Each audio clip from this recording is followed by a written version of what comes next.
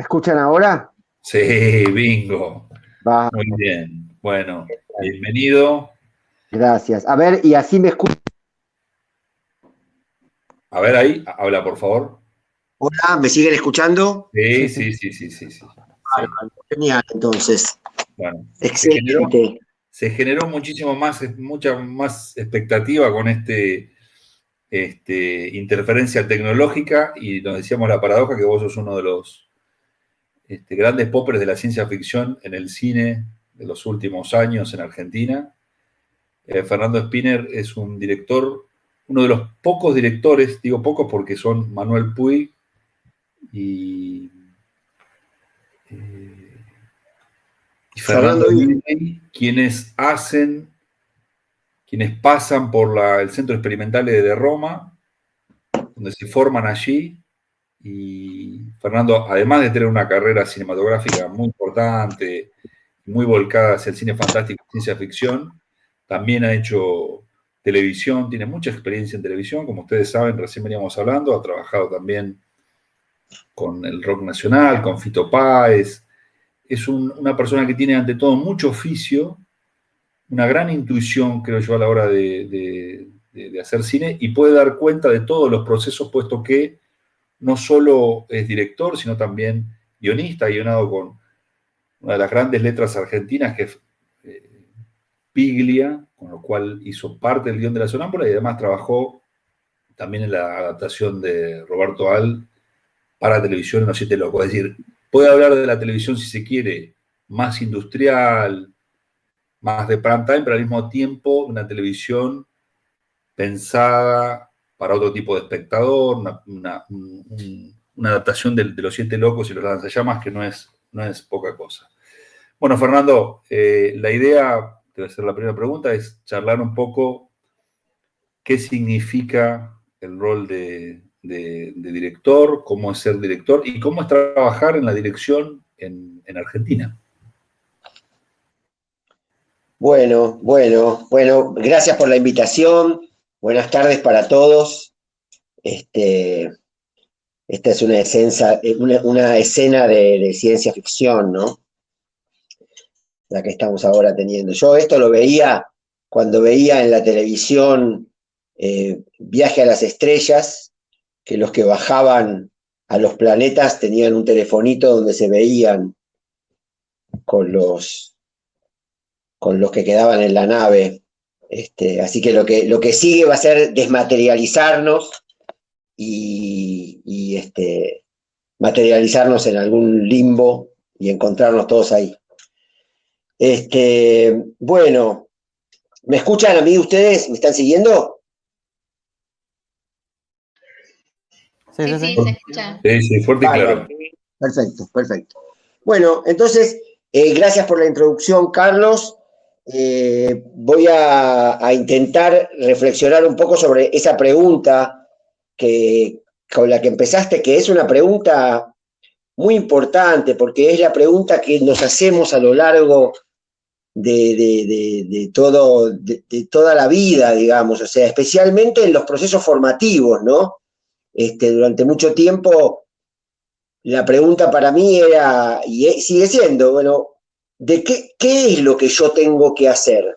¿De qué se trata dirigir una película? ¿De qué se trata dirigir una serie? O cualquier otro producto audiovisual al que uno se lance a dirigir, ¿no? Y entonces hay muchas respuestas y desde distintos puntos de vista, digamos. O sea, pero hay una respuesta conceptual que tiene que ver también con la segunda que vos hacés, que es cómo es serlo en Argentina.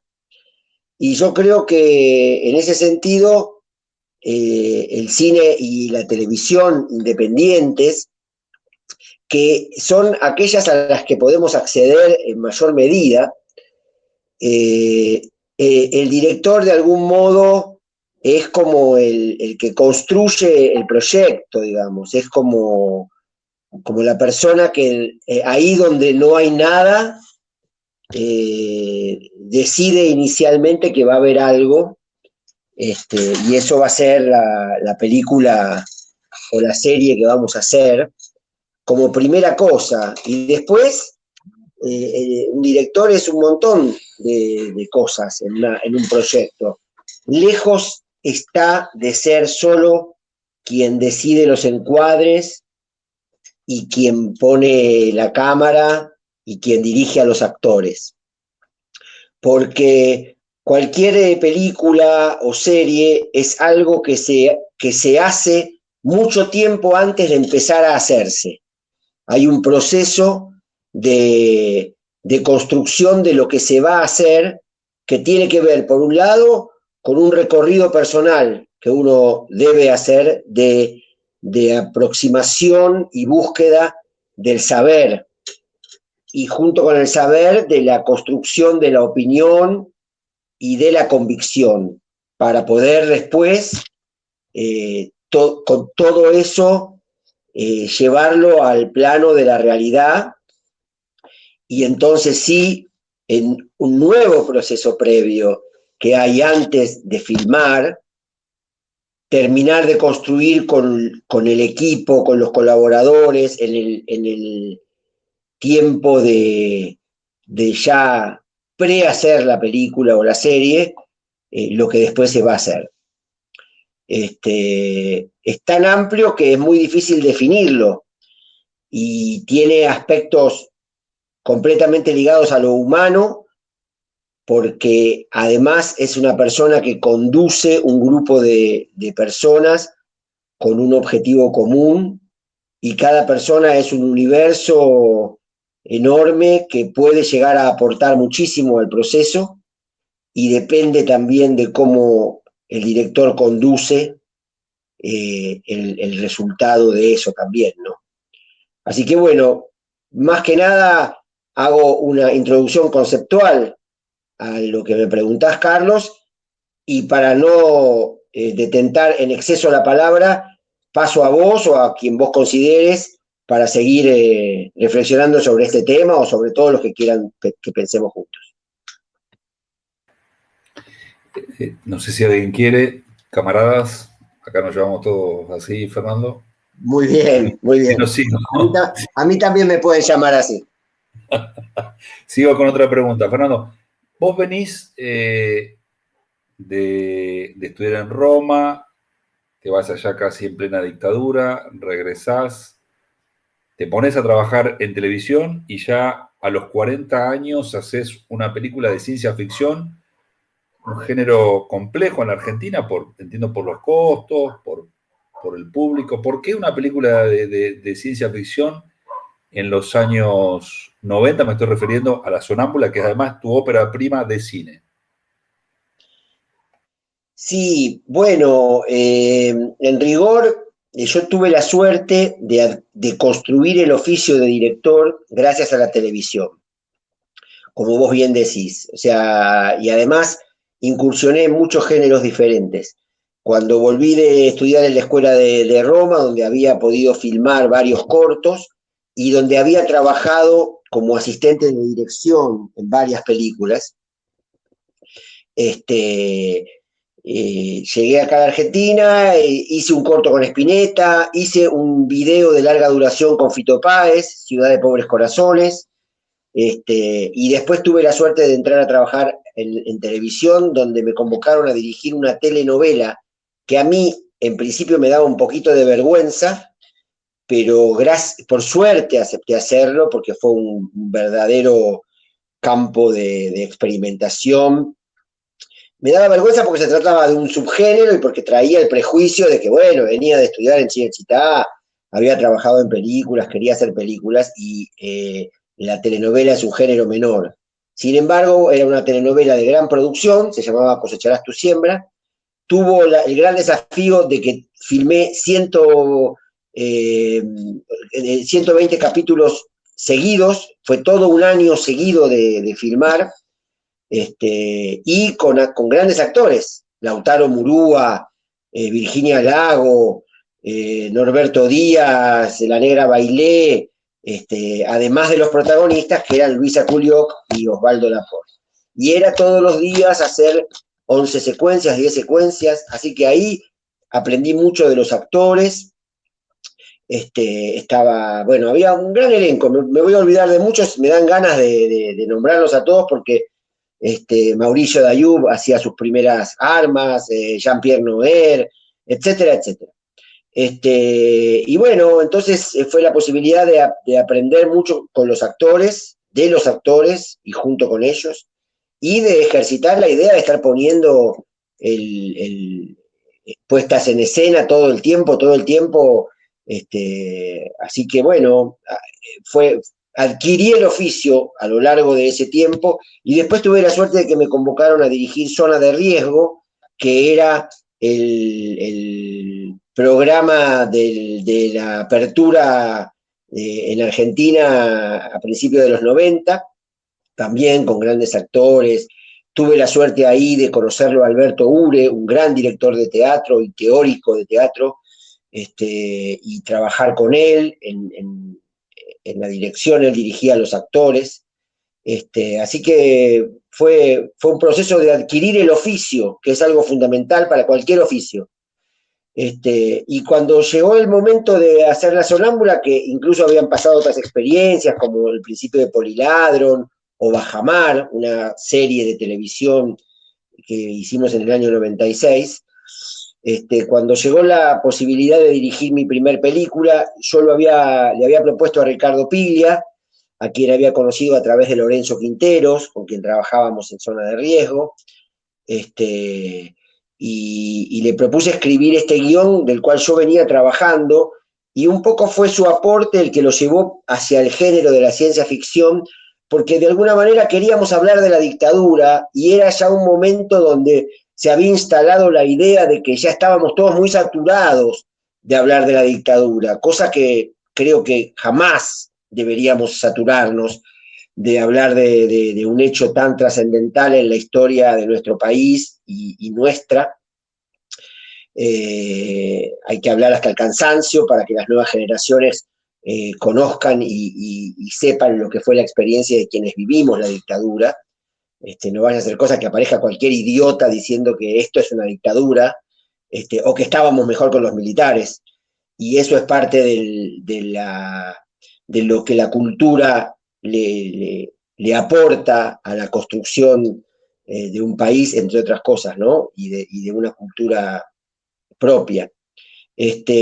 Pero, como muy bien decía Ricardo Piglia, el género fantástico tal vez es el género más político. ¿Me fui o sigo estando? Ok, no. El género de ciencia ficción es tal vez de los más políticos que existen. Yo les tiro data para que ustedes busquen un poco, a quienes todavía no lo conocen, las grandes películas de ciencia ficción de la historia del cine mundial. Por ejemplo, Metrópolis. Metrópolis es una película que anticipa el nazismo. Es una película que les recomiendo ver porque es de las grandes películas, es una película muda y van a tener una dimensión de la construcción de un universo, de lo que era el expresionismo alemán, de donde venía Fritz Lang, el director de esa gran película y uno de los grandes directores de la historia del cine. O también mucho más cerca, Blade Runner. Ustedes ven Blade Runner de Ridley Scott, se van a dar cuenta que hay una mirada sobre lo que políticamente está sucediendo en ese momento. Hay un presagio que es distópico de lo que está pasando. Y después hay muchas películas de ciencia ficción en donde uno puede ver la potencia política del género. Por ejemplo, Fahrenheit 451, que es una película de François Truffaut, basada en una novela de uno de los grandes escritores de ciencia ficción, que es Ray Bradbury.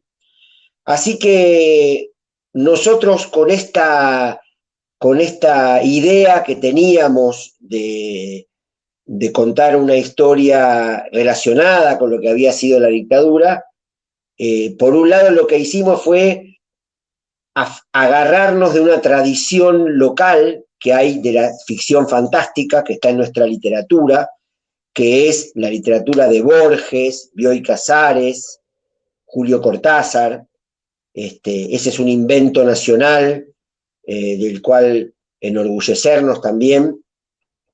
Y a la vez era la manera en la que Ricardo Piglia me proponía que no tomáramos de Philip Dick, que es el gran escritor angloparlante, en el cual está basada la película Blade Runner, en una novela de él, que el título es Sueñan las ovejas con las ovejas mecánicas, algo así, no recuerdo exactamente. Sueñan las ovejas robóticas con nubes mecánicas, algo parecido era. Con nubes de metal, algo parecido. Gracias. Y entonces también la propuesta de Ricardo era construir un fantástico nacional, que ya existía, pero en muy acotadas experiencias. Así que bueno, un poco fue por ahí. Imagínate, Carlos, que para mí estaba escribiendo el guión de mi primer película y lo estaba haciendo con Ricardo Piglia, que es un autor que yo ya admiraba y por eso me acerqué a él. Yo había leído Respiración Artificial y La Ciudad Ausente y bueno, era para mí un proceso de aprendizaje más, trabajar con él, y me encontré con una persona muy generosa, muy humilde y muy amorosa a la hora de trabajar, así que fue una experiencia muy linda, a la que luego se sumó Fabián Bielinski, director de Nueve Reinas y de El Aura, con quien éramos muy amigos y con quien ya habíamos escrito junto a Pablo de Santis el guión de la serie a la que me referí previamente, que se llama Bajamar. Bueno, no quiero seguir acaparando. No, yo te voy a decir la última y después supongo que los camaradas te van a preguntar, Fernando. Nosotros venimos desde las primeras clases desarrollando la temática de justamente la escritura, el armado del proyecto. Hoy se llama Vox o Biblia para las grandes plataformas. ¿Cómo es ese proceso de empezar a escribir? La escritura ya empieza a tener forma, la búsqueda de un productor, la búsqueda de financiamiento que siempre tuvo y sigue teniendo grados de complejidad muy grandes, inclusive en Argentina, a pesar de tener una ley de cine muy benévola con respecto al resto de América Latina. Pero ¿cómo es ese proceso de empezar a desarrollar el proyecto, de empezar a trabajar, o vos como guionista o con un co-guionista, la aparición de un productor, la aparición del dinero? No quiero parafrasear a alguien que mucho no queremos acá, pero cuando empieza a haber una luz en el horizonte, decir, bueno, vamos a hacer la película, vamos a hacer la serie. ¿Cómo todo ese proceso, si podría sintetizarlo, y ya los dejo a los camaradas que pregunten lo que quieran? Bueno, lo que vos preguntás es algo clave, Carlos. Vos lo sabés muy bien porque has llevado adelante muchos proyectos.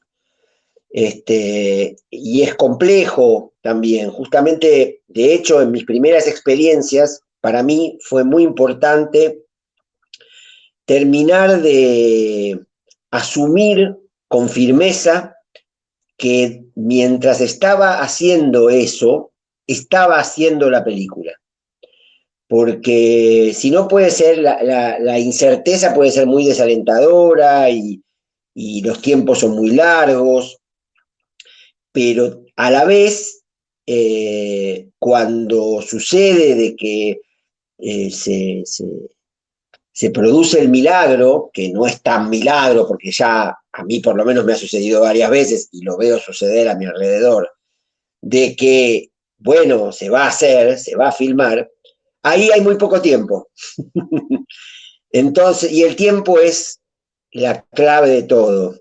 El tiempo es la clave de todo porque eso es lo que diferencia una película de un programa de TV, que es el proceso reflexivo y la investigación previa que uno hace y cómo se va acercando a una verdad propia, sin la cual es imposible llevarla adelante. Y a esa verdad no solo se llega antes de empezar a filmar, sino en todo el proceso que incluye filmar, postproducir, y esa verdad se sigue encontrando muchas veces en el proceso, ¿no?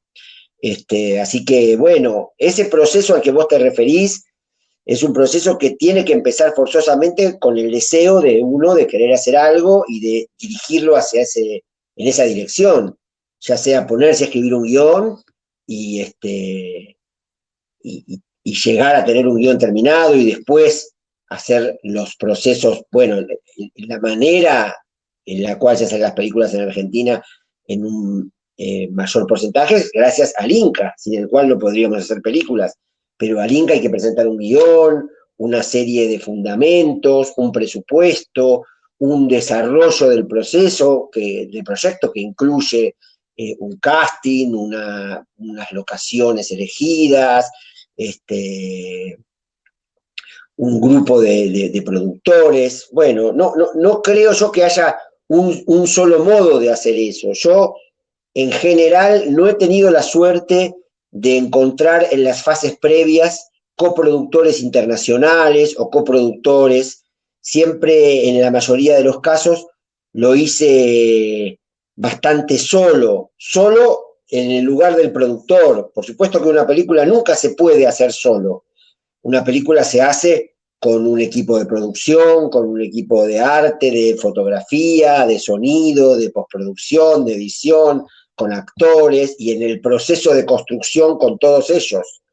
Pero a la hora de decir necesito X millones de pesos para hacer la película, producto de un desglose del guión y de un presupuesto que se hizo, y obtenerlos, ahí es en lo que yo me refiero a que estuve un poco solo, siempre por suerte he podido estar acompañado por el Inca, sin el cual no hubiera podido hacer las películas, y algunos inversores privados que han puesto algún dinero creyendo en mí, y yo creyendo en la película. Y así es como una cadena de creencia, digamos. Por supuesto que en la Argentina hay una pequeña industria, no se puede decir que no la hay. La hubo en años más felices y ahora hubo años muy infelices en las que casi no hubo, pero ahora se produce en la Argentina. Es cierto que es más fácil producir ahora que cuando yo hice mi primera película, porque no había otra manera que no fuera con esos montos tan elevados y metido en el estatuto de cómo se hacía una película en esa época, ¿no? Bueno, nunca voy a ahondar mucho en las respuestas demasiado porque me voy un poco por las ramas, pero hago eso para transmitirles mi experiencia, que es de lo único que puedo hablar. Camaradas, quien quiera preguntar, lo tienen de pechito de Fernando. Permiso. Yo le quería preguntar si encontró alguna dificultad a la hora de realizar una película de ese género en específico, como es la ciencia ficción acá en Argentina, que no sé si, por lo menos yo desde mi punto de vista lo veo como que no tiene un público tan mayoritario, es más como de nicho. Sí, está bien, es correcto lo que decís, es más de nicho el género puro. Yo siempre intenté acercarme al género desde un lugar más de autor. De hecho, hay varias películas fantásticas más de autor. Las que yo les nombré son de autor, aunque son más industriales, pero por ejemplo hay una película de Godard que se llama Alphaville, que es una película de ciencia ficción muy de autor. También hay una película de Bertrand Tavernier, un gran director francés que falleció hace poco tiempo, que se llama La muerte en directo, con Harvey Keitel, que también es una peli de ficción fantástica. Sí, mi intención no era hacer una película de nicho, yo un poco me dejé llevar, no es que uno puede visualizar tan claramente a qué público se quiere referir o dirigir, ni siquiera es tan claro ver hacia dónde uno está marchando, porque no es cierto eso de que en el cine uno construye una idea de lo que va a hacer y después hace lo que esa idea que tuvo, digamos, ¿no? Uno, la verdad, y hablo de mi experiencia siempre, uno no sabe muy bien lo que va a hacer, porque son lenguajes muy diferentes, contarles una historia ahora que hacer una película. Y a eso me refiero con el proceso de la construcción de la opinión. Uno llega al momento de rodar con muchas opiniones que fue construyendo en la investigación, en el ensayo con los actores, en el trabajo con el director de fotografía y el director de arte y el equipo en general, fotos, dibujos, diseños, storyboard, ensayos grabados, etcétera, etcétera, etcétera. Pero cuando llega el momento de filmar, hay un aspecto que tiene que ver con el azar, con eso que uno no puede controlar y a lo cual le puede poner onda para que la neurosis no se instale por completo y pueda vibrar la construcción artística y para que cada una de esas muchísimas personas que están ahí estén seguras de lo que uno está conduciendo y lo disfruten, y etcétera, etcétera. Y ahí uno va haciendo algo que tampoco tiene muy claro y que va entendiendo, y después cuando ve el material filmado, puede uno quedarse pegado con aquello que quiso hacer y creer que eso es lo que uno quería hacer, o ver la verdad de lo que tiene frente a sus ojos y ver su verdadera potencialidad. Por eso digo, es un proceso muy largo de varios años hasta que uno la termina la película, que es un proceso hermoso, que yo desde ya me siento una persona agraciada de haber tenido la suerte de haber elegido este camino y de poder hacerlo con muchísimas dificultades y en procesos de tiempos muy largos. Pero voy a tratar de responder a la pregunta específica que me hiciste. Yo no sabía lo que estaba haciendo cuando estaba haciendo La Sonámbula.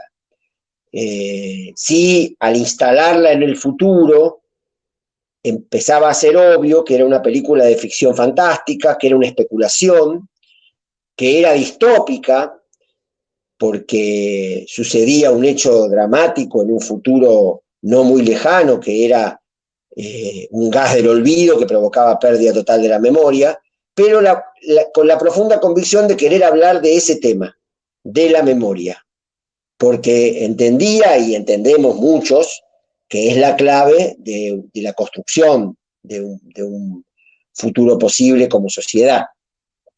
Entonces, ahí iba. Después, bueno, después todo lo que se fue armando y todo lo que quedó es el proceso de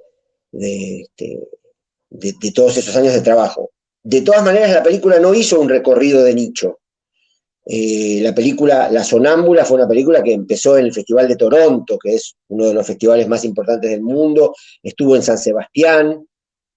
No es como el caso de una película que yo tengo para estrenar, que empezó su recorrido el año pasado en el Festival de Sitges, que es un gran festival de cine fantástico y de terror, que sí es de nicho.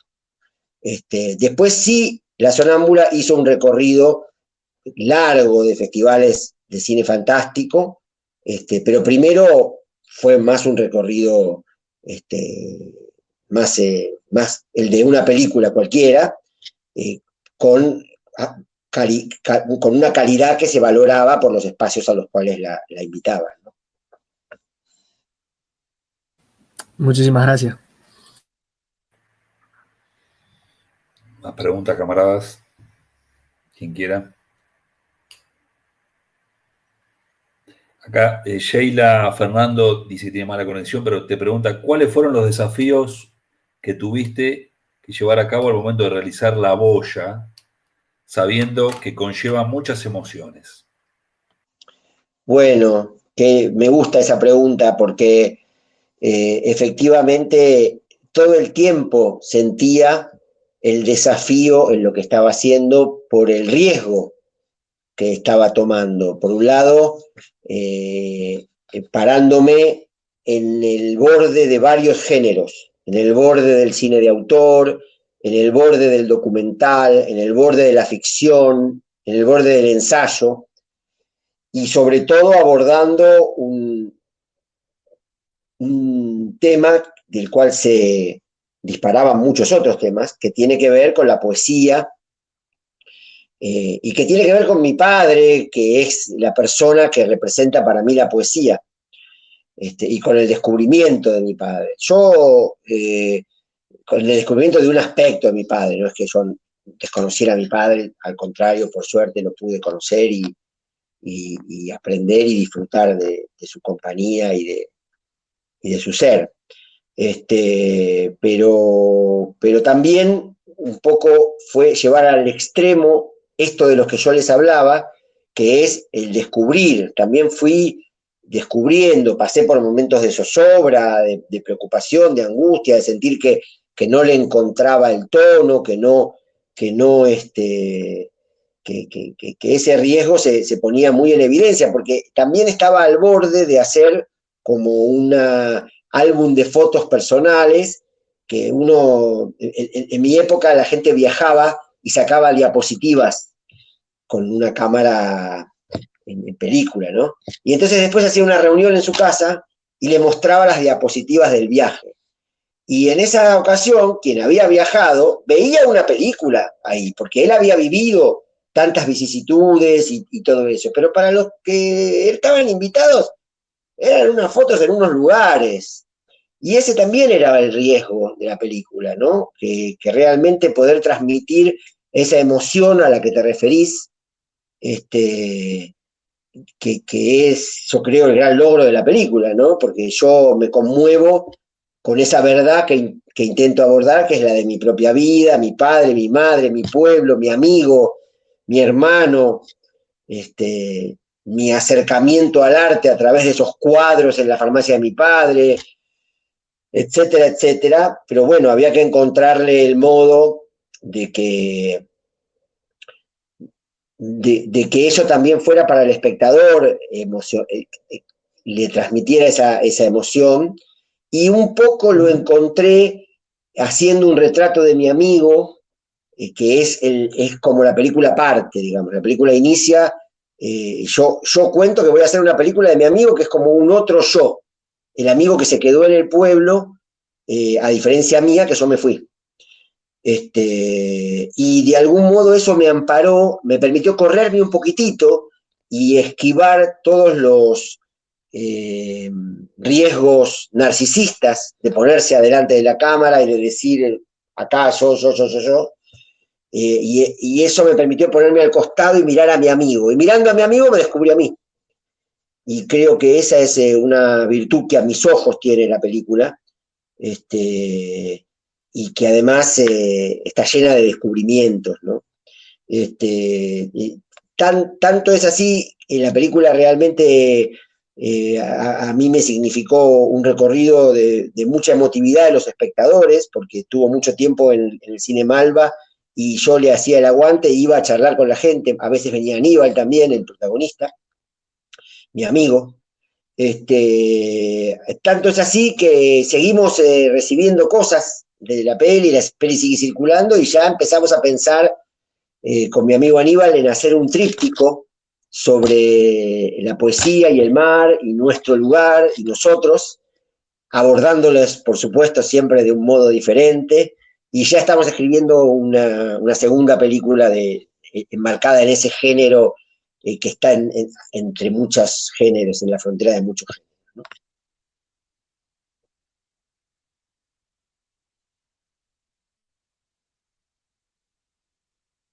Clic, clic, clic, clic. Sí, ahí está. Muchas gracias, dice Sheila. Gracias, Sheila. ¿Quién más, camaradas? Bueno, yo voy a aprovechar para exprimirte si nadie pregunta, Fernando. Hoy mencionabas, digamos, que había muchísimas más dificultades de hacer una película en los años 90, por ejemplo, que hoy, que quizás hay mucho más acceso. ¿También eso se traduce en lo tecnológico? Para un director, una directora, digamos, es mucho más fácil trabajar ahora. Bueno, yo creo que sí.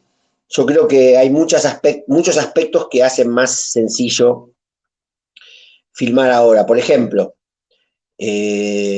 cuando nosotros filmamos a Vallay, cuando rodamos a Vallay, estábamos en los valles calchaquíes tucumanos, que eso, en la localidad de Amaicha del Valle, que eso está a 4 horas de auto subiendo la montaña de San Miguel de Tucumán.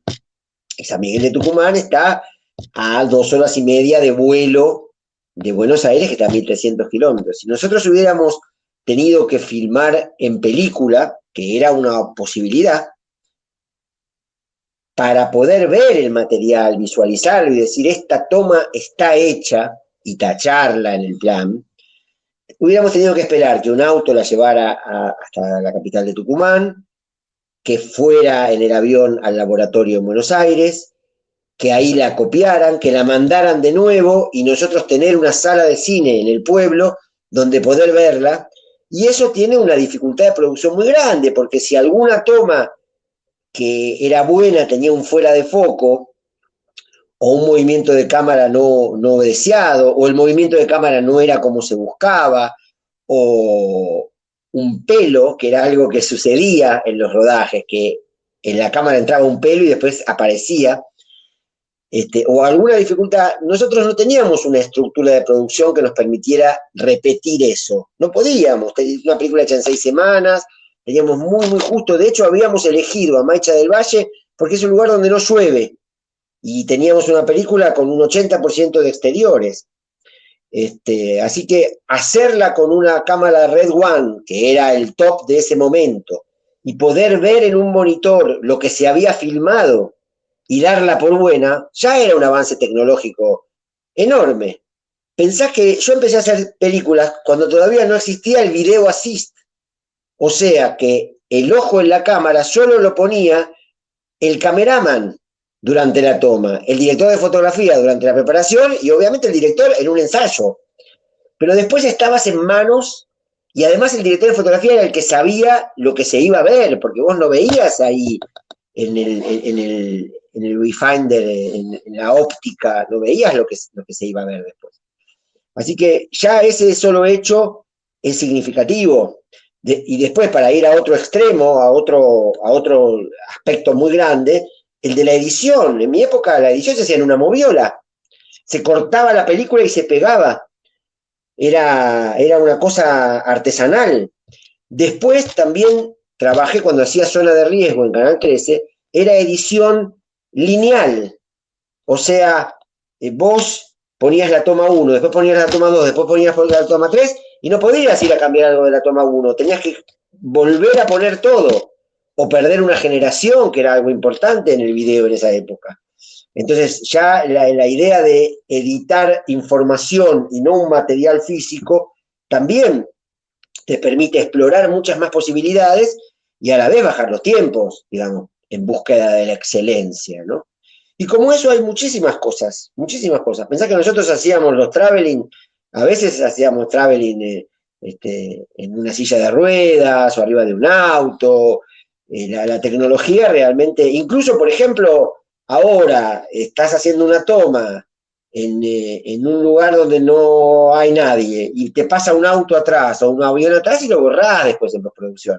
Antes tenías que volver a hacer la toma. Así que sí, la tecnología es muy significativa.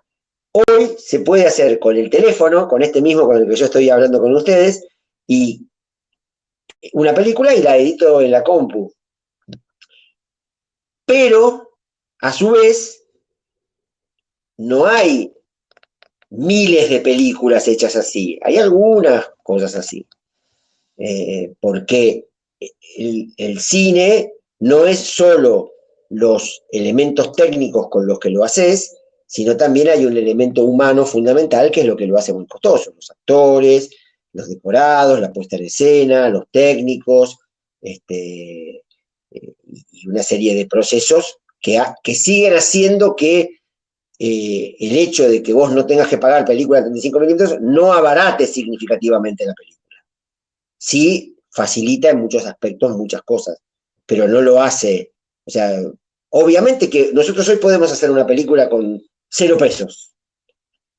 Alguien lo va a pagar. La comida de hoy al mediodía, si o la invito yo o se la pagan todos ustedes si estamos filmando ahora. Entonces, bueno, entonces no costó 0 pesos. Nunca es 0 pesos.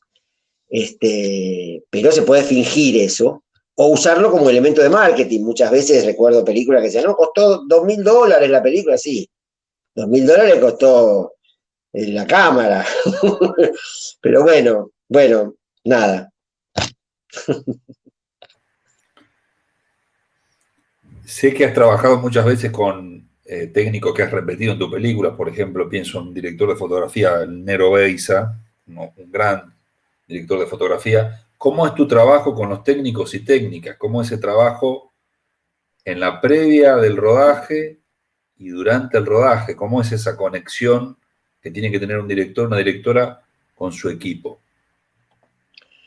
Mirá, yo hoy gozo de la suerte de hacer películas con amigos. Entonces, hacer una película se parece mucho a hacer una fiesta en mi casa invitando a mis amigos, porque ya son personas con las que tenemos mucha historia. Entonces, eso me da un entusiasmo enorme. Me encanta, me encanta. A su vez, también siento el interés de conocer personas nuevas que me aporten y aporten a los procesos desde otro lugar que no conozco, y a jóvenes también, digamos. O sea, pero sí, con los principales colaboradores ya hay una ganancia muy grande de tiempo, pues yo ya sé cómo trabaja el Negro Beiza, él sabe cómo trabajo yo, y de cualquier manera, yo ahora estoy empezando a escribir un guión, la primera versión que tenga del guión, se la voy a pasar al Negro, porque yo ya sé que voy a querer que y él me va a hacer una devolución, y después va a leer una quinta versión, y después nos vamos a juntar para decirle, che, quiero que la hagas, y vamos a tratar de acordar las condiciones, y a partir de ese momento vamos a empezar a ver un montón de películas, a leer libros, a ver cuadros, a dibujar, a explorar, y lo mismo con el director de arte, y lo mismo con el editor, y lo mismo con cada uno de esos colaboradores, de manera tal, y también con los actores, porque hay muchos actores con los que ya vengo trabajando mucho. Por ejemplo, mi última película es con Belén Blanco, Daniel Fanego y Diego Velázquez. Con los tres venía de trabajar en Los Siete Locos y los Lanzallamas, la serie que hicimos con Ana Peterberg. Entonces, bueno, venimos ya entrenados. Para mí se aplica mucho al fútbol, que es algo tan popular y tan conocido, cuando hay un técnico y jugadores que ya se conocen, que vienen trabajando juntos, que se entienden con una mirada, que vienen, el proceso de construcción se viene haciendo diariamente a lo largo de mucho tiempo, ese equipo tiene más posibilidad de ganar que el otro, que conocieron al técnico hace 2 meses y todavía no se acuerda del todo muy bien cómo se llama cada uno el técnico. Entonces, me parece que el sentido común. Y después, por supuesto, que lamentablemente siempre cuando hago una película estamos corriendo contra el tiempo. Siempre el asistente de dirección está diciendo, bueno, tendríamos que terminar este decorado en 2 horas y quedan 2 secuencias por hacerse. ¿Cómo vas a hacer? Después tenemos que ir a otro lugar. Esa condición hace que no podamos reflexionar mucho en ese momento. Para eso está todo el proceso previo, tanto con los actores, con los que nos juntamos a ensayar, con los que discutimos los textos, con los que tratamos de entender qué le pasa a los personajes y por qué actúan del modo que actúan, y por qué en vez de decir esto y esto, no dice esto y otro, que se le hace mucho más natural al actor y más verdadero, y ojo que acá dice tal cosa y esto mejor que no lo diga, y ya llegás ahí al momento de rodar con todas las urgencias, con todo un saber construido, digamos. Y si a eso encima le agregás que somos todos amigos y que somos todos profesionales primero, que cada uno tiene un rol que cumplir, que lo debe cumplir de la mejor manera, pero que a su vez estamos relajados y disfrutando de nuestra compañía y disfrutando de estar haciendo lo que todos elegimos hacer. Bueno, una gloria. Hay muchas más chances de que la película sea buena. Igual que la película sea buena es dificilísimo. Hacer una buena película es algo muy difícil de lograr, tiene que estar todo esto, tiene que haber un buen guión y tiene que haber una ayuda del azar y de eso que no se puede controlar, que esté a favor y que aparezcan más cosas que enriquezcan más la película, ¿no? Acá Ileana pregunta, En relación a lo que estabas hablando respecto a la imagen, la edición, ¿cómo se vive eso en el sonido, en términos de los adelantos tecnológicos del sonido? Si se puede registrar más en vivo, pregunta. Sí, yo, digamos, en el sonido vengo trabajando hace mucho con un super capo que es Sebastián González. Él tiene una casa de sonido que se llama, como era eso en el que hablaba el Superagente 86, el Cono del Silencio. Se llama el Cono del Silencio. Yo personalmente soy muy fanático del doblaje. Tengo la teoría de que los actores mejoran mucho en el doblaje. Pero hacemos sonido directo. Tecnológicamente, hacer un sonido directo a como era hace 30 años, en relación a lo que la imagen ha crecido de como era hace 30 años, la evolución no es tal. O sea, si vos estás haciendo un diálogo con sonido directo y pasa un avión, el mismo problema que hace 30 años ahora. Pasó un avión. Sí hay filtros, sí hay cosas que pueden llegar a mejorarlo, pero como elemento tecnológico de crecimiento, pero ya tiene como 20 años, los micrófonos inalámbricos, que ya son una cosa muy común, pero que en una época no existían, porque no existía lo inalámbrico. Lo que tiene, digamos, yo entiendo personalmente al sonido como la mitad de la película. Y eso es una cosa que es mi talismán contra la angustia, porque siempre hay media película por hacer todavía. Entonces, aquellas cosas que no logré en la instancia de la construcción del material visual, me tranquiliza saber que lo puedo lograr en el sonido. En general, no se le da ese porcentaje al sonido, pero yo soy de la idea, tengo la teoría, que incluso grandes críticos de cine creen que vieron algo que en realidad no lo vieron, que lo escucharon. Y ahí está lo que es la construcción del fuera de campo, digamos. Estoy ahora viendo el plano de Carlos, ahora le estoy hablando a Carlos acá al teléfono, porque no los veo a los demás, no los estoy viendo, veo muy pocos de los demás. Y ese plano de él, distinto es si afuera se escucha una guerra, ¿no? ¿Por qué no? Podríamos estar teniendo un Zoom, si fuéramos una universidad en Siria, por ejemplo, y a 2 o 3 kilómetros estar cayendo bombas, que es lo que les pasa permanentemente. O si afuera se escuchan gente, una manifestación, o etcétera, etcétera, etcétera. Por lo tanto, hay todo un mundo en lo sonoro que es importante pensarlo, pero con lo cual después es fundamental construirlo para acercar la película a esos lugares donde uno soñaba llevarla, ¿no? Fernando, nosotros te trajimos por primera vez este año a la materia, en la primera clase, que presentamos tu cortometraje, tu hermoso cortometraje de los 30 años de Malvinas, que es Regimiento 7 regresa a casa, que es un cortometraje de 7 minutos aproximadamente, creo yo muy bien resuelto. ¿Cómo te surgió esa idea? ¿Cómo fue? Y nos gustaría que nos cuentes el proceso desde el desarrollo hasta cómo elegiste, cómo fue trabajar en el subte, cuántas jornadas lo hiciste, que creo eso le interesa mucho a los camaradas.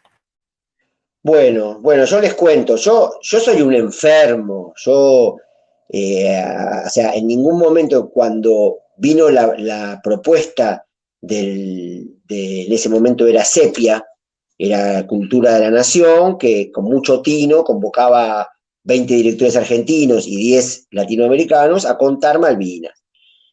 Y todos teníamos una condición de producción muy básica, digamos, o sea, era muy poquito con lo que íbamos a contar, ¿no? Pero yo me lo tomé muy en serio, porque para mí es siempre la posibilidad, yo quiero filmar, es lo que más me importa. Tal vez por eso es que a veces no llego a tener un coproductor español o francés que ayudaría al camino de la película, porque no puedo esperar 2 años más. Quiero filmarlo ahora y que ahora lo puedo hacer. Bueno, lo hago yo con lo que tengo. Busco la manera de poder hacerlo porque creo que hacer las cosas es lo más importante. Y además vibro con eso. Por lo tanto, cuando me hicieron esta propuesta, estuve 1 año para escribir el guión. Hice toda una investigación con mi sobrino, que es periodista. Fuimos a entrevistar excombatientes a distintos centros de excombatientes. Investigamos historias que sucedieron. Y yo, por sobre todo, tenía una consigna personal, que es mi mirada sobre lo que fue Malvinas. Que estuviera totalmente despoblada de chauvinismo. Porque para mí, digamos, en principio tengo un sentimiento antibélico muy grande. Y obviamente Malvinas fue un manotón de ahogado de la dictadura que llevaron a la muerte a un montón de jóvenes sin preparación ni equipamiento para tratar de perpetuarse. Por lo tanto, decidí dejar de lado el legítimo reclamo sobre Malvinas y concentrarme en el horror de la guerra y hacer algo que le molestara al espectador, que fuera una patada en los huevos, que de manera contundente dijera: nada peor que la guerra, nunca guerra. Y esto fue lo peor. Entonces, teniendo esa convicción, empecé a buscar cosas y encontré algo que fue la batalla de Monte London, donde estuvo el Regimiento 7 realmente, que yo fui y los entrevisté a ellos. Fue una batalla lo más parecido a la guerra que nosotros vemos en películas como Apocalipsis Now. Fue una confrontación. Y entonces agarré el hecho real y escribí una historia fantástica con el hecho real. Muy inspirado empecé a ver películas de guerra, me aboqué muchísimo a ver, y volví a ver una película que en su momento me había impactado mucho, de Akira Kurosawa, que se llama Los Sueños, en donde hay un episodio de unos soldados que creen estar volviendo a su casa, pero que están muertos. Entonces agarré esa idea que me interesó, y obviamente siempre son cosas muy arriesgadas, porque vos estás agarrando algo de un grande del cine como es Kurosawa. Tenés que tener cuidado de hacer, como me decía Spinetta, cuando yo filmé con Spinetta en el 87, Balada para un Kaiser Carabela, Spinetta me dijo una cosa que yo me quedé boquiabierta, que viniera de semejante artista. El tipo decía: nosotros somos frontones, solo somos eso. Y la cultura es como una pelota que pega en nosotros, y el chanfle con el que sale rebotada, eso es nuestra obra. Pero bueno, hay que tener mucho cuidado, digamos, ¿no?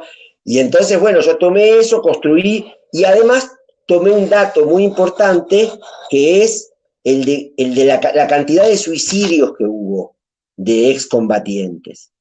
Entonces, bueno, ahí construí esta historia, que además había que pensarlo ya desde la génesis, en que iba a ser algo que había que filmar en un día.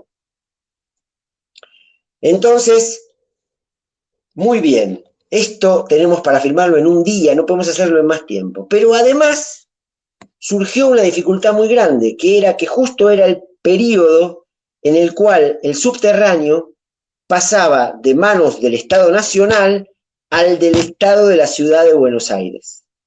y como estaba eso en el medio de un tire y afloje, no había autoridad que nos pudiera autorizar, valga la redundancia, a filmar en el subte. Por lo tanto, como no había quien te dijera, sí, usted puede, porque no era ni de nación, ni de ciudad, ninguno tenía potestad, este había dejado de tenerla, entonces no se podía filmar en el subte.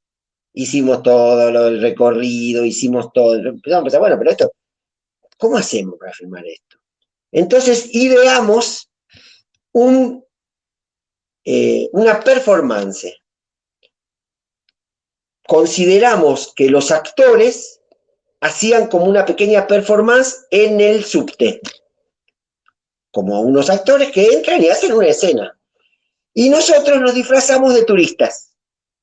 Yo era un turista italiano, come parlo italiano, poteva far finta di non essere argentino, que estaba ahí y que lo registraba. Estoy en un subte, en otro país, veo unos tipos que se ponen a actuar, lo registro. Entonces, los ensayos los hacíamos los actores y el equipo. Fingíamos estar acá, en este lugar donde estoy yo, como si fuera el vagón, y ensayábamos todos juntos. El sonidista, que era con inalámbricos, entonces el tipo fingía ser un tipo que viajaba, todo esto para que no nos metan en cana, digamos, ¿no?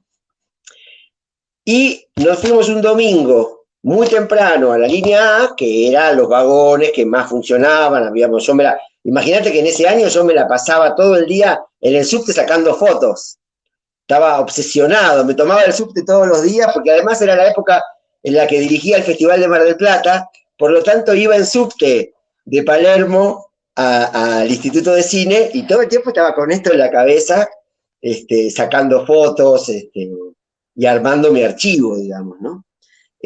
Así que bueno, fue tal la convicción que fuimos construyendo entre los actores y el equipo, que mientras estábamos filmando, además agarramos un vagón y cuando íbamos de un lado y después nos dábamos vuelta y volvíamos en ese mismo vagón. Solo que iba para el otro lado, hacía que había que invertir todo, ¿no? Tal era la convicción que teníamos que mientras estábamos rodando, entraron guardias del subte y en otro momento entraron 2 veces policías y nos veían haciendo todo con tanta convicción que a nadie se le podía ocurrir que no tuviéramos permiso para hacer eso. Por lo tanto, nadie nos dijo nada, porque era una cosa que te quedabas así, ¿viste? Éramos como ya lo teníamos todo claro y le dábamos, ¿no? Incluso para darle más valor de performance, yo elegí una música y se las ponía a los actores, porque sabía que después lo iba a doblar, porque era muy difícil obtener un buen sonido, y acá hay una respuesta a la pregunta anterior, adentro del subte. O sea, tenías que tomar un sonido de referencia para saber después qué fue lo que dijo el actor, pero después lo íbamos a doblar, yo sabía que iba a ser así. Así que bueno, es una experiencia inolvidable para todos los que la hicimos, y una gran alegría que nos haya salido bien. También en un día, lo grabaron en un solo día. Un domingo. Solamente en un domingo lo hicimos. Así que yo solo volví después con el DF a hacer una retoma del final, que me faltaba que el subte atropellara, sentir que atropellaba al suicida, y que eso no lo había logrado, y después lo veía y dije, no, vamos a hacer una retoma, y así tenemos, era el final, no podíamos, tenía que estar bien. Camaradas, que ya se nos va en breve. Espectacular. Sí, ahí están. ¿Quién está? Fernando, soy Sí. Pablo, el asistente de Carlos. Te quería pedir, más que consultar, no sé si un consejo o bueno, una guía del camino a seguir para los y las estudiantes, ¿no? Que se están formando como técnicos audiovisuales, técnicas audiovisuales, y alguien como vos, con tu trayectoria, con con tu versatilidad de poder moverte en diferentes géneros, formatos. Me parece que para los que te seguimos es un valor en sí mismo, esa versatilidad que vemos en vos. ¿Cómo les aconsejarías a los y las estudiantes que se formen, que hagan crecer en su oficio esta versatilidad? O si por el contrario crees que la industria hoy pide lo contrario, que sean específicos, que si alguien se dedica a guión, vaya a guión, alguien para producción, alguien para DF. ¿Cuál es tu punto de vista sobre esto? Bueno, no, digamos, por sobre todo yo creo mucho en el hacer, por lo tanto, toda experiencia de concretar la instancia de estar en ese lugar haciendo lo que uno está eligiendo hacer, me parece que es lo que en definitiva va construyéndonos a cada uno de nosotros en ese que crece. Tengo la sensación de que este acercamiento tecnológico que tenemos nos permite conocer de manera más general muchos aspectos del cine. O sea, yo no, a priori no le tendría miedo a nada. No le tendría miedo a nada. No le tendría miedo a aprender a usar un Premiere y ponerse a editar, aunque lo que te guste sea ser DF, para pegar 2 tomas y ver si funcionan, para saber poder pegar 2 tomas. No le tendría miedo a meterme en un taller literario y aprender o acercarme al umbral de la escritura. No le tendría miedo a leer, digamos, no le tendría miedo a desarrollar una idea que se me ocurrió y después hacerla con un teléfono. Digamos, de hecho, ahora, por ejemplo, pero insisto en algo, digamos, ¿no? Es complejo poder hablar de esto sin perder de vista que esa profesión que muchos de ustedes que están ahora en esta charla están construyendo, se supone o se espera que termine siendo un modo de ganar dinero para vivir. Entonces, ahí hay un punto muy importante, digamos, ¿no? Bueno, hay quien va a tener la suerte de poder empezar a trabajar como asistente o gaffer de un director de fotografía con quien tiene un buen vínculo, o ser eléctrico, trabajar de eléctrico. Igual el eléctrico es el trabajo que siempre se hace cobrando. Conozco pocos proyectos en donde los eléctricos no cobran.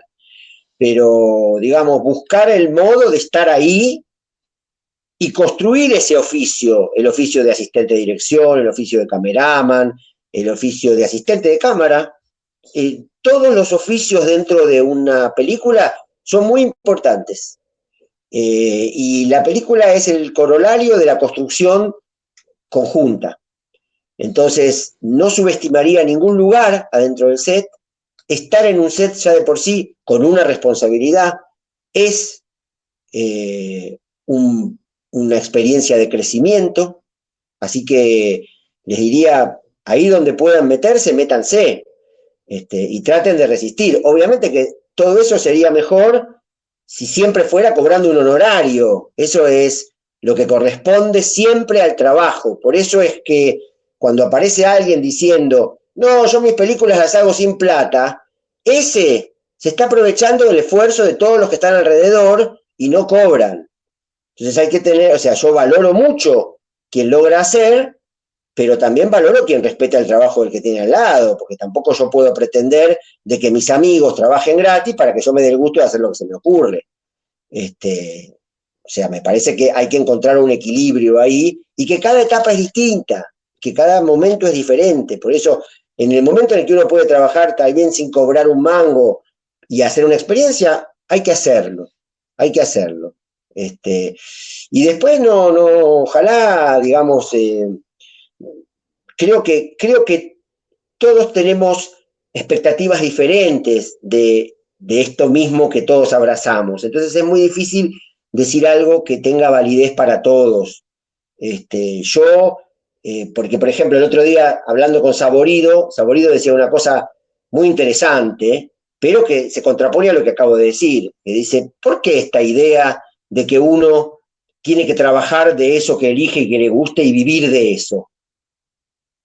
Bueno, pero de algo hay que vivir, pero a la vez también es un condicionamiento muy grande para un escritor decir, bueno, yo tengo que vivir de mi trabajo, porque por ahí eso lo lleva a bastardear lo que ama y terminar odiándolo. Eso que amaba, terminar odiándolo, haciendo algo que no le gusta, digamos. O sea, yo fui director de Polka cuando Polka estaban haciendo. Y tuve dificultades ahí. De hecho, hice los primeros capítulos de Polilada. Después me fui y tuve la suerte, el privilegio de poder hacer las cosas que yo quería hacer. Sin duda hubiera ganado mucho más dinero y hubiera tenido más éxito comercial si hubiera hecho después las películas de Polka, que llevaron mucha más gente de las que yo hice. Yo estoy feliz de haber hecho lo que yo hice porque fue mi elección personal y en ese sentido es válido, no porque es válido para todos. Es válido porque era mi gesto de inicio. Entonces hay una verdad conmigo mismo y hay una fidelidad a mí mismo del cual me siento bien, me digo a mí mismo, bien, qué suerte que me hiciste ser este que soy y no ese otro que podría haber sido, pero no quiere decir que eso es subjetivo, es mi mirada, digamos. Bueno, ¿alguien más, camarada? La última, vamos. Hola Fernando, mi nombre es Tatiana, ¿se me escucha? Se te escucha, Tatiana, y se te ve borrosa. Sí, se ve borrosa mi cámara. Bueno, Fernando, quería, no es tanto una pregunta, pero sí comentarte lo que me pasó con varios cortes, por ejemplo, La Boya. Yo siento que, esta película, La Boya, que nos llevó por un recorrido bastante amplio, que después nos fuimos de tu familia, fuimos a la pintura, luego fuimos a lo que sienten las personas con el mar, fuimos a una adolescente que de repente se sentía sola y decir, bueno, ¿qué hago yo acá? En Villa Gesell, todos a los 18 se van y yo estoy estancada acá. Y se pudo ver todas las emociones en todas las perspectivas y en todas las edades. Me di cuenta de ciertos permisos que te tomás con referente al sonido, a la musicalización y sobre todo a los silencios, que no cualquiera se lo puede tomar, más en estos tiempos, porque en estos tiempos todo es acelerado, todo tiene que ser imagen, tiene que tener un ritmo rápido atrás de otro, porque es otra generación, pero vos te tomás ciertos silencios, en La Boya se ve reflejado. Más que nada esto, contarte que se nota todo ese trabajo que hay detrás y nada, que se ve del otro lado uno como estudiante y eso enriquece. Y bueno, lo que quería preguntarte era cómo llegaste a trabajar con Spinetta, con Fito, con Lerner, ¿qué te llevó a ellos? Bueno, en principio, muchas gracias. Todo lo que decís, me parece muy lindo tu mirada sobre La Boya y es muy interesante también lo que decís de los cortos porque eso es algo que nosotros, que somos personas que nos dedicamos a esto, tenemos que entender. Nosotros hay mucho más de lo que ve un espectador común que tenemos que ver. Y viendo más es como más vamos entendiendo de qué se trata esto que tenemos entre manos. O sea, yo tengo una imagen de un pullover, por ejemplo, este pullover que yo tengo puesto. Me imagino como ir a mirarlo con lupa, ¿no? Y después poner una lupa más grande, y una más grande todavía, y un microscopio, y poder Y eso es lo que, como uno debe ver las cosas cuando adquiere el oficio, de poder ver eso que otros no ven. Y no lo digo con una idea elitista. Pienso que esto se aplica también a un zapatero. Cuando uno mira un zapato, ve un zapato. Pero cuando un zapatero ve un zapato, ve un universo que nosotros no vemos. Así que me parece que es muy interesante todo lo que dijiste. Y todas esas cosas que hay en la boya, en algún sentido, lo que me gusta es que todas ayudan a contar el superobjetivo que yo tenía desde el principio. ¿Me escuchan bien? Porque hay como alguien que tiene mucho rumor, que por ahí estaría bueno si se mutea. Ahí está. Ya está. Gracias, perdón. Y lo que decía es, yo tenía un gran objetivo con la boya, que era, mi propuesta inicial era poder transmitir una idea, que es, cualquier persona puede trascender a través de la expresión artística. La expresión artística es algo que nos hace trascender a todos. Por supuesto que cuanto más uno sabe y conoce, más puede disfrutar de eso que la expresión artística le da. Pero no hace falta ser un erudito de nada para poder trascender con la expresión artística. Ya la sola idea de disponerse, y cuando hablo de expresión artística me refiero a agarrar una guitarra y ponerse a cantar una canción, de agarrar un pedazo de hoja y ponerse a hacer un dibujo, de agarrar la cámara de fotos y hacer una historia de fotos. Eso con lo cual uno puede transformarlo en una herramienta de expresión. Eso es con lo que trascendemos y lo que nos llena el espíritu, y un poco quería decir eso en la boya, y creo que a través de todos esos elementos que vos fuiste desglosando, eso está expresado.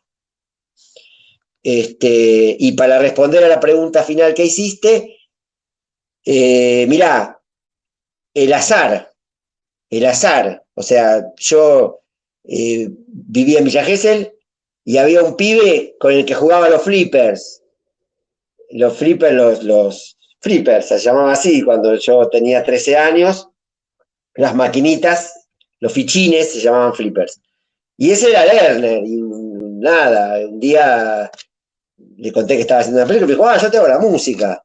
Bueno, y después cuando volví de estudiar cine en Italia, yo lo conocí a Marcelo Figueras, y Marcelo había estado en el rodaje, estuvo después en el rodaje tanto de Ciudad de Pobres Corazones como de Balada para un Kaiser Carabela, y él lo conocía a Fito, así que nos conocimos, y un día en la casa de Fito estaba Luis, y yo admiraba mucho a Fito, pero mi adolescencia había sido Almendra, digamos, para mí Spinetta era algo así, era mi propia vida, digamos, eran las canciones que cantábamos con mis amigos, y aún hoy creo que es uno de nuestros más grandes artistas, poetas, músico y ser humano. Así que, bueno, fue una suerte, fue animarme a proponerle. En cambio, con Fito fue una cosa más de los dos, de decir, che, hagamos algo, pero con Luis. Y de hecho, encontré después de 35 años unos VHS en el cual se hizo el registro del rodaje de Balada para un Kaiser Carabela. Y los digitalicé y los estoy mirando porque estoy viendo si hago algo con eso. Si agarro ese material y por sobre todo, digamos, obviamente esa experiencia tiene un punto, su punto más alto es que está Luis ahí. Y entonces para los que estuvimos ahí fue un viaje inolvidable de compartir con Spinetta un momento de creación artística. Y a la vez, esas personas hoy somos chabones grandes. Y ahí estábamos, tal vez sin entender mucho, pero con una convicción y un deseo poderoso de poder hacer algo y de sentirnos parte de algo, bendiciendo a la vida de estar haciendo eso con Spinetta. Así que ahí hay 2 o 3 cosas que me parecen interesantes y que tengo ganas de explorar, así que probablemente entre eso y el corto haga algo nuevo, recordando aquel momento. Estoy en eso. Bien, acá Julia dice que por favor hagas algo con tu arte. Fernando, bueno, en principio agradecerte tu generosidad de compartir tus experiencias, cosas que además desconocíamos, muchos casos, muchos secretos, muchos consejos para la hora de rodar. Agradecerte mucho, esta charla queda grabada, queda como material didáctico para la Universidad Nacional de Quilmes. Y bueno, ver pronto tus próximas películas, ver más material tuyo que siempre nos conmueve tanto. Bueno, gracias, Carlos. Gracias por la invitación. Gracias a todos ustedes por haber estado ahí, por las preguntas y por el interés. Espero que este año puedan ver Inmortal en las salas, tal vez para octubre, principios de octubre, vamos a ver. Y bueno, siempre a disposición, me da gusto, tengo un vínculo con la Universidad de Quilmes de mucho cariño, así que estoy a disposición para lo que quieran. Un abrazo grande. Gran abrazo para vos, Fernando. Chau. Abrazo para todos.